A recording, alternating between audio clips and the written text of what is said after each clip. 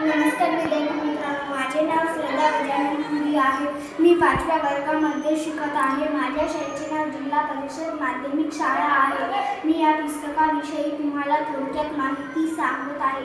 या पुस्तकाचे नाव आहे रंगमाळी. या पुस्तकाचे लेखक आहेत ज्ञानदेवी वानखेडे. या पुस्तकाची किंमत आहे 100 रुपये. या पुस्तकामध्ये एक बिल्डिंग होती. त्या बिल्डिंगमध्ये त्या गरीब मुलीची मैत्रीण राहत होती. तर त्या गरीब मुलगी गेली. ती गरीब मुलगी एक श्रीमंत मुलगी होती. त्या गरीब मुलीची मैत्रीण. तर ती श्रीमंत मुलगी बिल्डिंगमध्ये राहत होती.